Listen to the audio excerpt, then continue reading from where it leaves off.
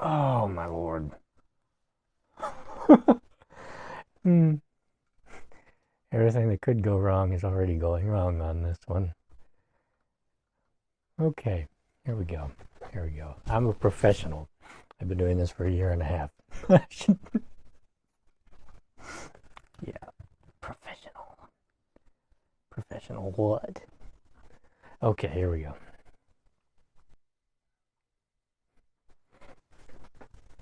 I look like I have a big red curtain behind my head. Like, what's the point of that?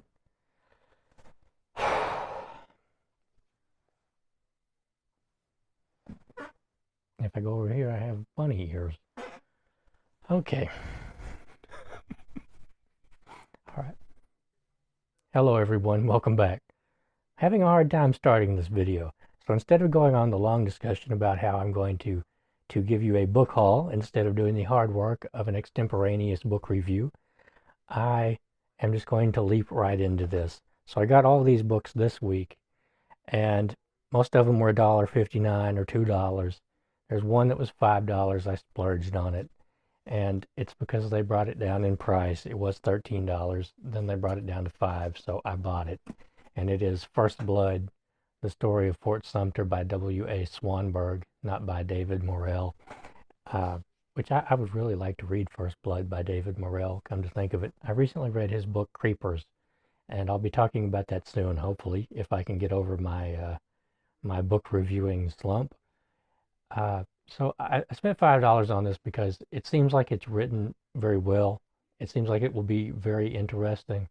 Fort Sumter is a little fort out in Charleston Harbor, and it is sort of the tipping point of the Civil War. Abraham Lincoln decided to reinforce Fort Sumter, I believe, and that was the the first. Well, it wasn't a very long battle. It was actually very short, but it was the first battle of the Civil War, the first flaming point, I guess you could call it, the spark that ignited the Civil War. So yeah, I'm just looking forward to this. I've actually already started it. I have not gotten very far. I just got it day before yesterday, and I haven't been.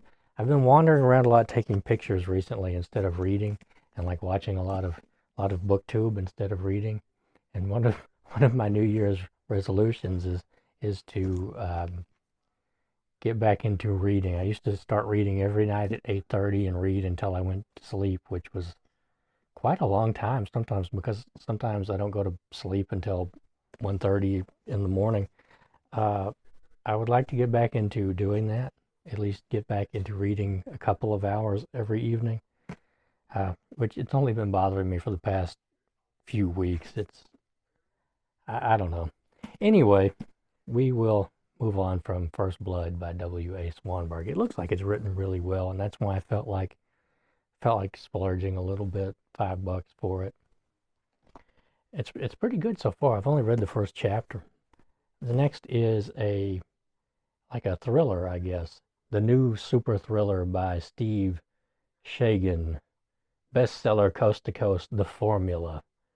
So apparently what this is about is that in the war years, the Nazi scientists came up with a synthetic gasoline, a synthetic fuel.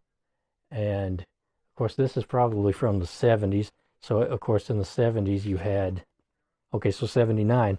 So in Jimmy Carter's term, there was some kind of gasoline thing going on where OPEC was raising the price of oil, and I would imagine that this sold pretty well at the time. So it is a thriller about all these people trying to either, I guess, trying to capture the secret formula for the fake fuel. Either OPEC is probably trying to destroy it, or the rest of the world is trying to save it. So that will be interesting. And it reminded me of what was it called? There used to be something. There was this chemical that the supposedly that the Nazi scientists had come up with. I think it was called like red mercury or something. Used to be a conspiracy theory, but it was really well debunked, and you never hear about it anymore. But if you watch like old episodes of Unsolved Mysteries and things like that, it'll come up sometimes. Uh, I got these next two books all with the formula. So the next is Firefox, the #1 super thriller of the year, which when I was checking out, the guy at the register said, well, that was a Clint Eastwood movie. And like I know that, but I've never actually seen it. So this is from, what year is this one from? It's very much a Cold War thriller. This is about how the U.S. sends a man to Russia to steal the Firefox, the MiG-31, and it is, what does it say here? It can fly at 4,000 miles per hour. It is invulnerable to radar. It has a lethal weapon system that its pilot can control by thought impulses.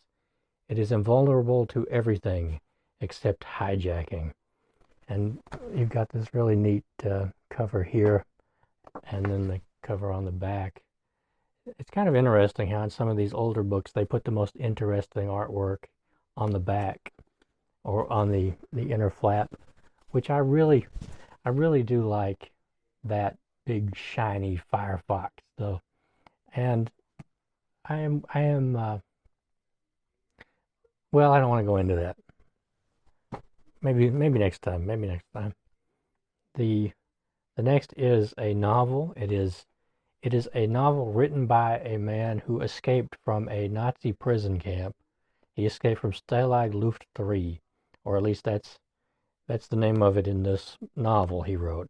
It is The Wooden Horse.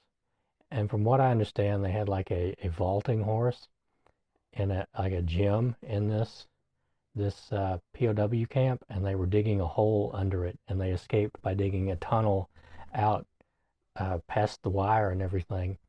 And I remember reading about this in some other book. I just can't remember. It might have been one of those other Bantam War paperbacks actually where it was referenced. So this was published right after the war ended, and it has a really interesting foreword. It says, during the Second World War, 3 British officers escaped from a German prison camp by digging a tunnel whose entrance they concealed beneath a wooden vaulting horse. All 3 reached home. I was one of them. So he speaks from personal experience, and that should be pretty good.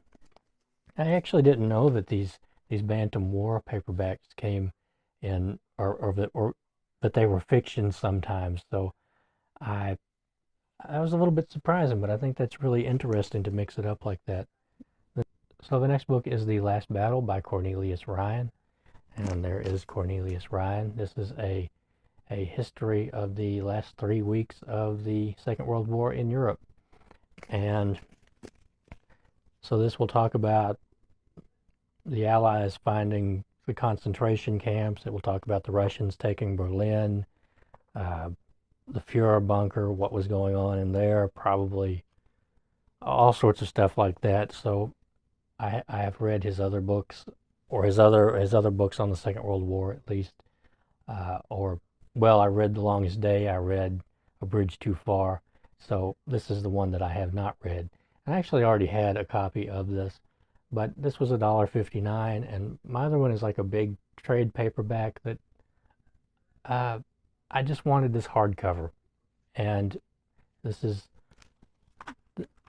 just an aesthetic choice, I guess, but my other books are old hardcovers like this one, and I just wanted the set of them. So the other one will go back out into the world.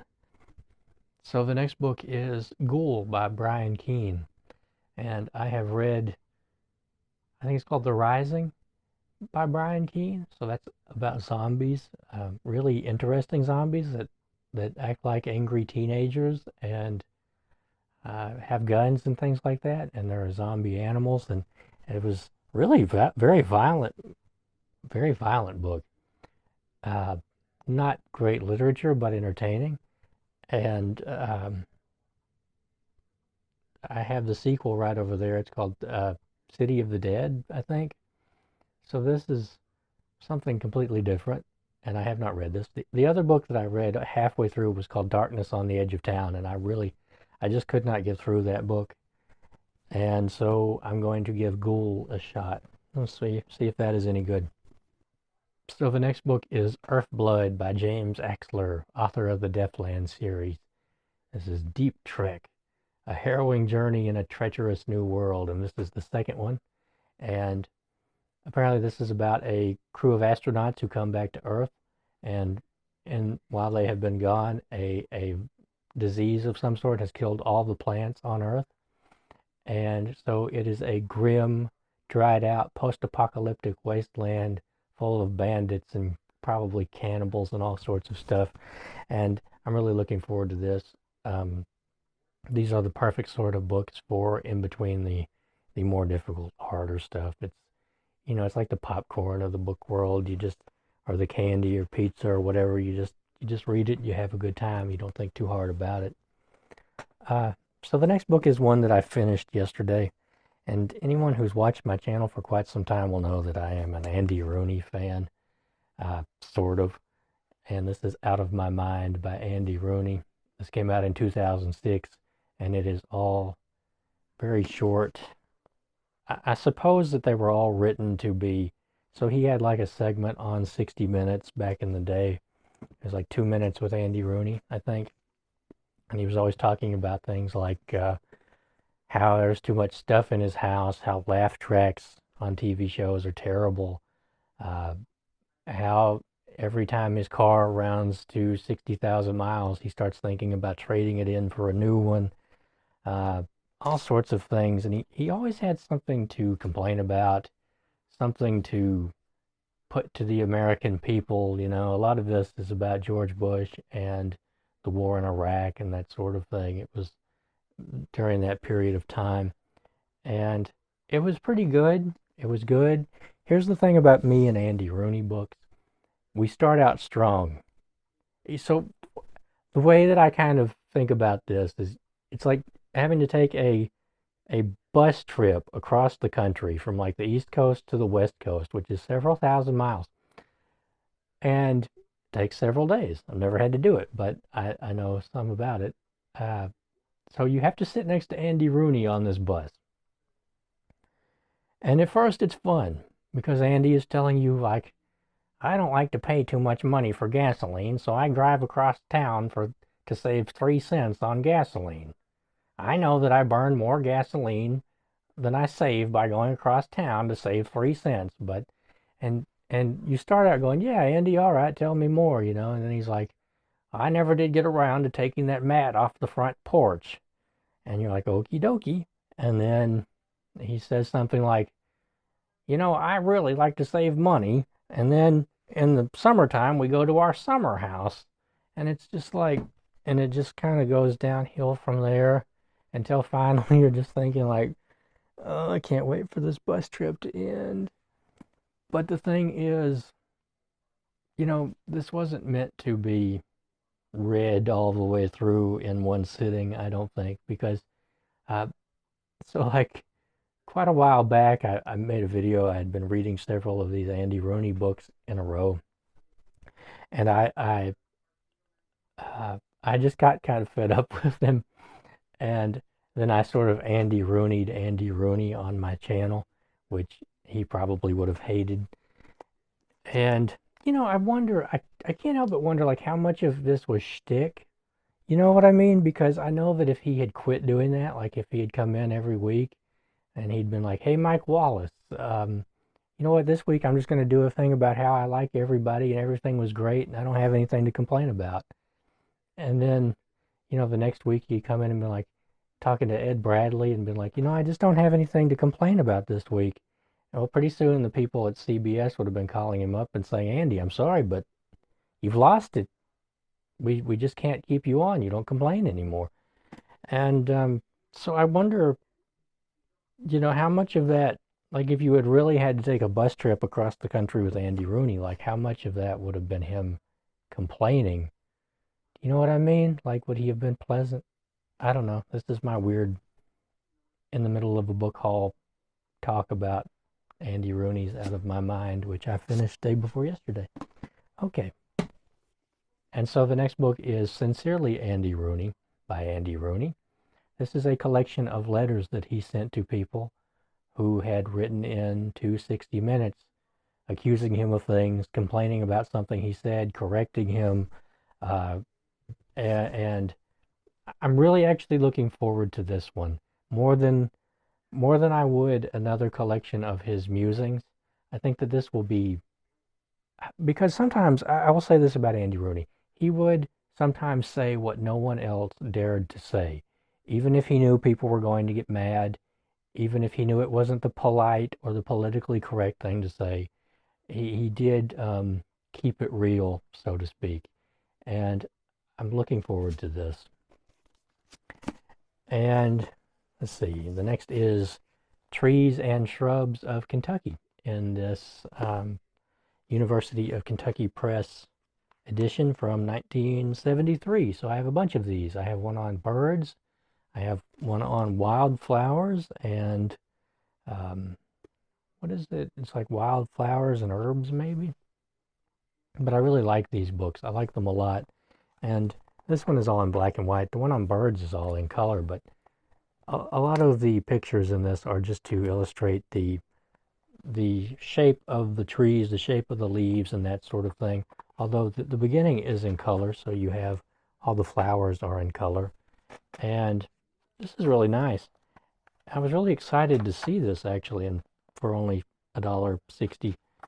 And the pictures are really interesting. So unless you've ever tried it, you may not believe me, but it is relatively hard to get pictures of trees, especially when they are not, if they're out by themselves, a lot of times it's very easy. But if they are in the middle of other trees, it can be pretty hard to get a picture of a tree, to have it stand out against the background of all these other trees. So this is an interesting book, and I've been going through here. Here's a bristly green briar.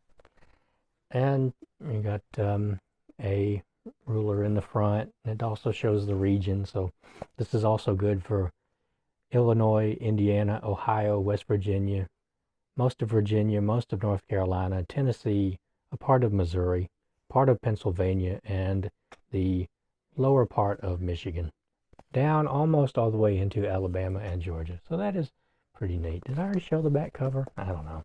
These are solid books. They're heavy. And this is by Mary E. Wharton and Roger W. Barber. So that doesn't complete my collection of these books, I don't think, but it's one step closer to completion. I'd like to have all of them. And for all I know, those three are all of them. I don't actually know how many are in that series. Trees, wildflowers, birds. There's got to be one on mammals, right? And probably, I don't know. That's interesting. I'll have to look that up. Here is Hellhound on His Trail by Hampton Sides. Never read anything by Hampton Sides, but this is the electrifying account of the largest manhunt in American history, which is the search for James Earl Ray after he shot Martin Luther King Jr. And I'm really looking forward to this too, because I don't know anything really about that. I mean, everybody knows that Martin Luther King was killed in Memphis and he was shot by James Earl Ray, but I don't know anything about the manhunt for him. So that'll be really interesting. The next is in a movie cover, Enemy at the Gates by William Craig. And so this is not a novelization of the movie or a novel that became the movie. This is a history of the Battle of Stalingrad. And I was happy to find this. This is like the second copy of this I've ever seen. The first one was so battered that I just wouldn't buy it. I mean, I wish it didn't have this cover of the movie, but I mean, I'm glad the movie popularized the book again. That's neat. And so this was published in, let's see, 1973. I'm sure that William Craig spoke to a lot of the survivors of the Battle of Stalingrad, and I'm looking forward to this one. I'm looking forward to all these, but you know, it's I will admit sometimes they pile up around here, and I wonder when I'm going to get to them. But you know, that's the trouble with being the sort of reader that I am, where if I try to follow a list, if I try to follow, I want to read this book and then this book and then this book, I can't do it. it takes all the joy out of reading for me, and that's one reason I have so many books, because I get to wander around and grab this book and grab that book, and whatever interests me in the moment. Um, I don't feel like I have to read this book and I have to read that book. I'm just not that sort of reader. I think a lot of people probably are that sort of reader, and maybe that's what um, causes some of the misunderstandings about people who have a lot of books, is that we're not all the same sort of reader. Um, we're not all made the same way. We don't all think the same way. We don't have the same sort of drive, I guess. I don't know. I'm kind of rambling. I'm sorry. Here is The Diving Bell and the Butterfly by Jean-Dominique Bauby. Not sure how to pronounce his name, so please forgive me.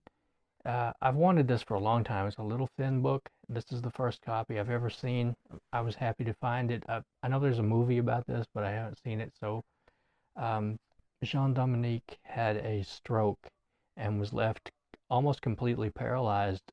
And I think, if I remember right, he could just move one of his hands and his eyelids.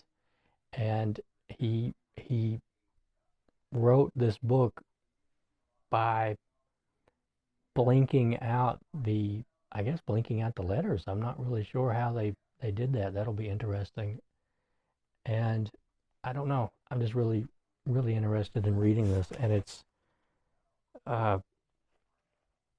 supposed to be really good. It is 132 pages, and he died a couple of days after this was published, apparently. So there are 2 books left.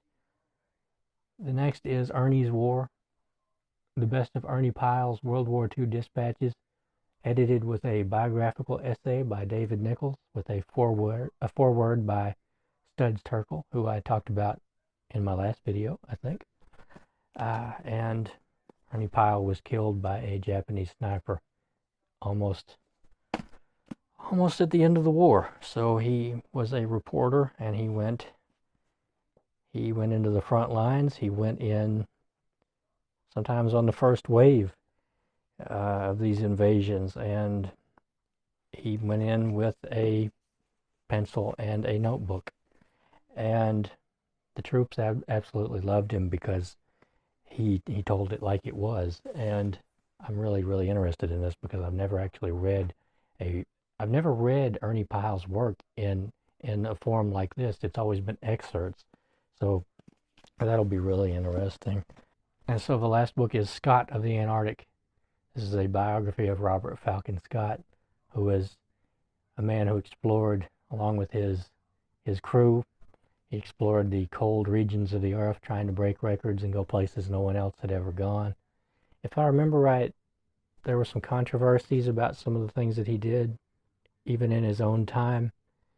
And I cannot remember if Scott is one of the explorers who died on his expeditions, but I'm looking forward to this. Every now and then I really, for some reason, am drawn to reading books about Arctic and Antarctic exploring, and I don't know why. I think maybe it is the survival against these elements, and their willingness to go and live in these terrible places, these freezing wastes for years at a time, just so they could, fortune and glory.